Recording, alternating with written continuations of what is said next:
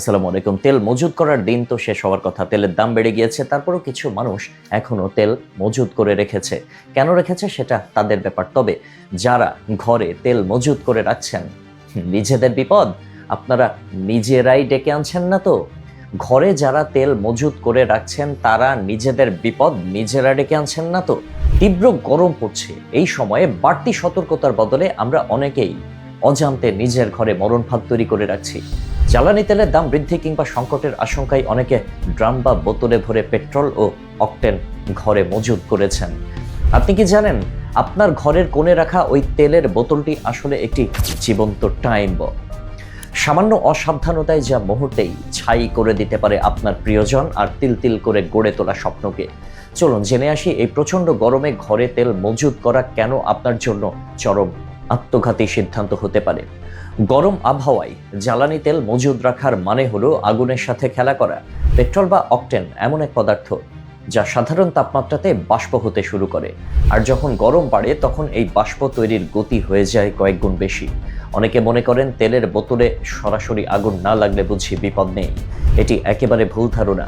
Petrol বা octane থেকে যে অদৃশ্য বাষ্প বের হয় সেটি বাতাসের চেয়ে ভারী। এটি ঘরের মেঝেতে বা কোনায় নিঃশব্দে জমা হতে থাকে।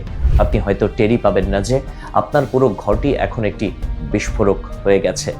ঘরে তেলের বাষ্প জমে থাকলে আগুনের জন্য কোনো দেশলাই কাঠির প্রয়োজন হয় না। সামান্য একটি বৈদ্যুতিক সুইচের স্পার্ক, মোবাইল চার্জারের ফুলকি, এমনকি প্লাস্টিক কাপড়ের ঘর্ষণ থেকে তৈরি হওয়া স্থির বিদ্যুৎ থেকেও সেই গ্যাস জ্বলে উঠতে পারে। একবার যদি সেই বাষ্পে আগুন লাগে তবে চোখের পলকে তা তেলের বোতল বা ড্রামে পৌঁছে যাবে। ফলে যা ঘটবে তাকে আর অগ্নিকাণ্ড বলা ভুল হবে, সেটি হবে একটি শক্তিশালী বুম। একটি বন্ধ ঘরে তেলের ড্রাম ফেটে যাওয়ার মানে হলো একটি ছোটখাটো বিস্ফোরণ। তেল মজুত করলে কেবল আগুনের ভয় থাকে না, এর রয়েছে মারাত্মক স্বাস্থ্য ঝুঁকি। বদ্ধ ঘরে তেলের বাষ্প প্রতিনিয়ত নিঃশ্বাসের সাথে আমাদের শরীরে ঢোকে। এর ফলে হুট করে মাথা ঘুরে বমি বমি ভাব হয়, এমনকি ফুসফুসের দীর্ঘমেয়াদী সমস্যা হতে পারে। ছোট শিশু বা বয়স্কদের জন্য এই গ্যাস আরও বেশি বিপজ্জনক। দীর্ঘক্ষণ এই বাষ্পের মধ্যে থাকলে মানুষ জ্ঞান হারিয়ে ফেলতে পারে, যা অগ্নিকাণ্ডের সময় পালিয়ে বাঁচার ক্ষমতাও কেড়ে নেয়। যে কোনো মূল্যে বাসাবাড়িতে পেট্রোল বা অকটেন মজুত করা বন্ধ করতে হবে। আপনার যদি যাতায়াতের জন্য তেলের দরকার হয় তবে সরাসরি পাম্প থেকে তেল গাড়ির ট্যাঙ্কে তুলে নিন। জরুরি প্রয়োজনে খুব সামান্য তেল রাখতে হলেও তা যেন কোনোভাবেই শোয়ার ঘর, রান্নাঘর বা যাতায়াতের পথের আশেপাশে না থাকে। তেল রাখার পাত্রটি অবশ্যই বায়ুরোধী হতে হবে এবং সেটি ছায়া ঘেরা ও ঠান্ডা জায়গায় রাখতে হবে। চাইলে আপনি মাটির তলায় পুঁতেও রাখতে পারেন। মনে রাখবেন, তেলের দাম কয়েক টাকা বাড়তে পারে কিংবা লাইনে দাঁড়িয়ে তেল কেনা একটু কষ্টের হতে পারে, কিন্তু কয়েক লিটার তেলের চেয়ে আপনার জীবনের মূল্য কি বেশি?